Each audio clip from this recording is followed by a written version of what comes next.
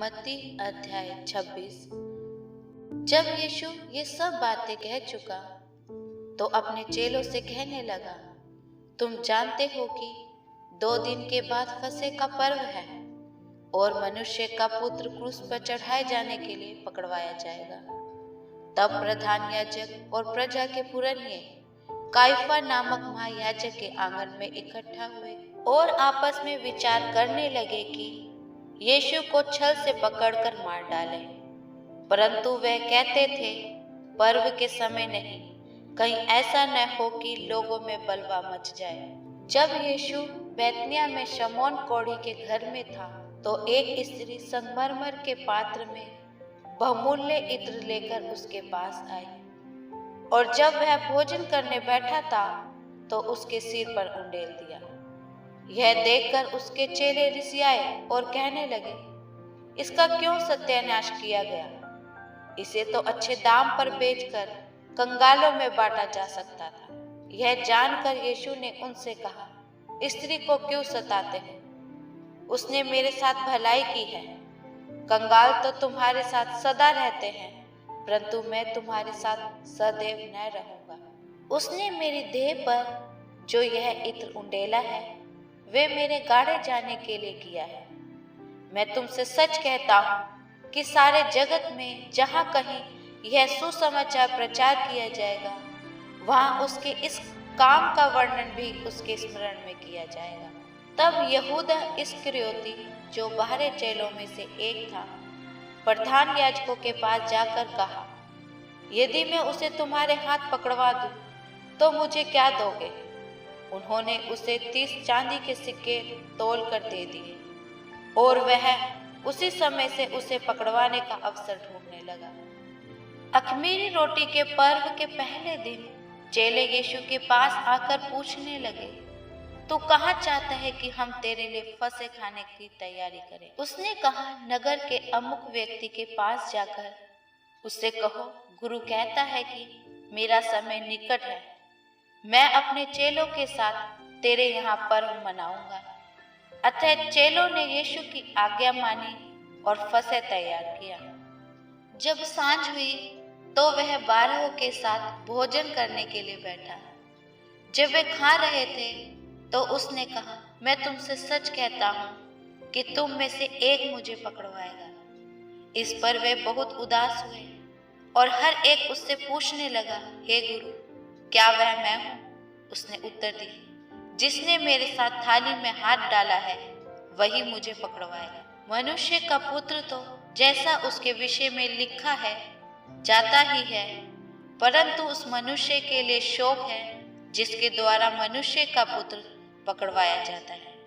यदि उस मनुष्य का जन्म ही ना होता तो उसके लिए भला होता।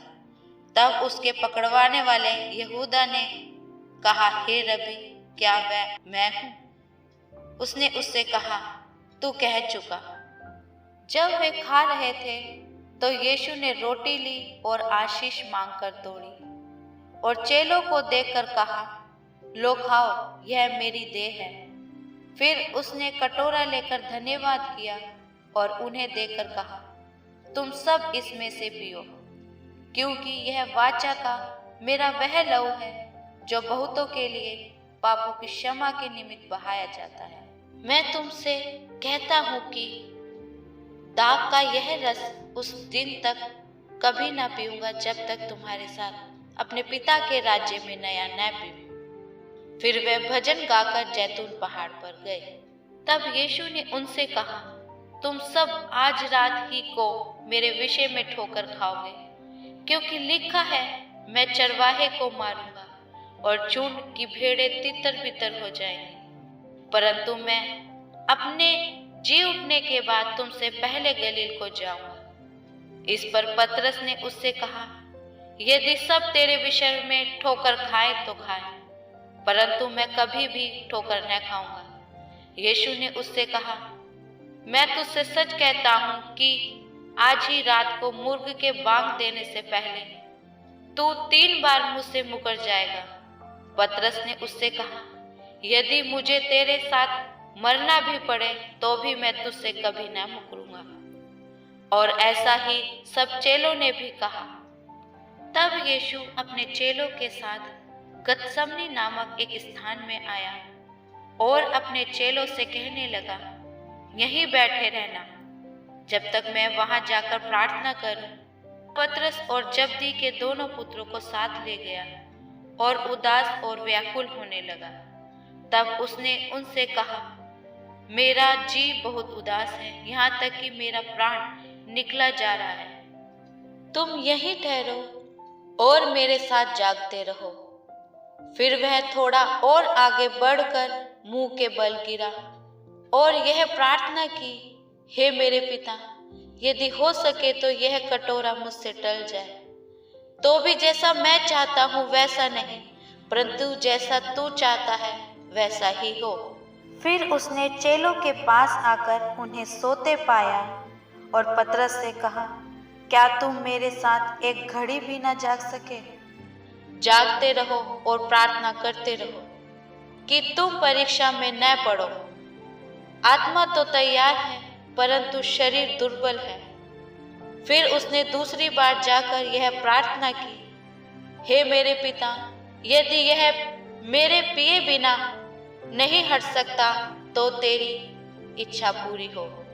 तब उसने आकर उन्हें फिर सोते पाया, क्योंकि उनकी आंखें नींद से भरी थी। उन्हें छोड़कर वह फिर चला गया और उन्हीं शब्दों में फिर तीसरी बार प्रार्थना की। तब उसने चेलों के पास आकर उनसे कहा, अब सोते रहो और विश्राम करो। देखो, घड़ी आ पहुंची है और मनुष्य का पुत्र पापियों के हाथ पकड़वाया जाता है। उठो चलें, देखो मेरा पकड़वाने वाला निकट आ पहुंचा है। वह यह कह ही रहा था कि यहूदा जो 12 में से एक था आया और उसके साथ प्रधान याजकों और लोगों के पुरनियों की ओर से बड़ी भीड़ तलवारें और लाठियां लिए हुए आई। उसके पकड़वाने वाले ने उन्हें यह संकेत दिया था, जिसको मैं चूम लूं वही है, उसे पकड़ लेना। और तुरंत यीशु के पास आकर कहा, हे रब्बी नमस्कार, और उसको बहुत चूमा। यीशु ने उससे कहा, हे मित्र, जिस काम के लिए तू आया है उसे कर ले। तब उन्होंने पास आकर यीशु पर हाथ डाले और उसे पकड़ लिया। यीशु के साथियों में से एक ने हाथ बढ़ाकर अपनी तलवार खींच ली और महायाजक के दास पर चलाकर उसका कान उड़ा दिया। तब यीशु ने उससे कहा, अपनी तलवार म्यान में रख ले, क्योंकि जो तलवार चलाते हैं वे सब तलवार से नष्ट किए जाएंगे।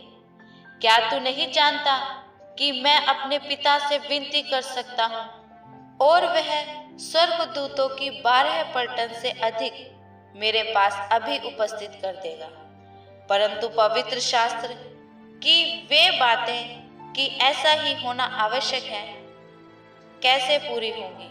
उस समय यीशु ने भीड़ से कहा, क्या तुम तलवारें और लाठियां लेकर मुझे डाकू के समान पकड़ने के लिए निकले हो? मैं हर दिन मंदिर में बैठकर उपदेश दिया करता था और तुमने मुझे नहीं पकड़ा, परंतु यह सब इसलिए हुआ कि भविष्यवक्ताओं के वचन पूरे हों। तब सब चेले उसे छोड़कर भाग गए। तब यीशु के पकड़ने वाले उसको काइफा नामक महायाजक के पास ले गए, जहां शास्त्री और पुरनिये इकट्ठे हुए थे। पतरस दूर ही दूर उसके पीछे पीछे महायाजक के आंगन तक गया और भीतर जाकर अंत देखने को प्यादों के साथ बैठ गया। प्रधान याजक और सारी महासभा यीशु को मार डालने के लिए उसके विरोध में झूठी गवाही की खोज में थे, परंतु बहुत से झूठे गवाहों के आने पर भी न पाए। अंत में 2 जन आए और कहा, इसने कहा है कि मैं परमेश्वर के मंदिर को ढा सकता हूँ और उसे 3 दिन में बना सकता हूँ। तब महायाजक ने खड़े होकर यीशु से कहा, क्या तू कोई उत्तर नहीं देता? ये लोग तेरे विरोध में क्या गवाही देते हैं? परंतु यीशु चुप रहा। तब महायाजक ने उससे कहा, मैं तुझे जीवते परमेश्वर की शपथ देता हूँ कि यदि तू परमेश्वर का पुत्र मसीह है तो हमसे कह दे। यीशु ने उससे कहा, तूने आप ही कह दिया, वरन मैं तुमसे यह भी कहता हूँ कि अब से तुम मनुष्य के पुत्र को सर्वशक्तिमान के दाहिनी ओर बैठे और आकाश के बादलों पर आते देखोगे। इस पर महायाजक ने अपने वस्त्र फाड़े और कहा, इसने परमेश्वर की निंदा की है। अब हमें गवाहों का क्या प्रयोजन?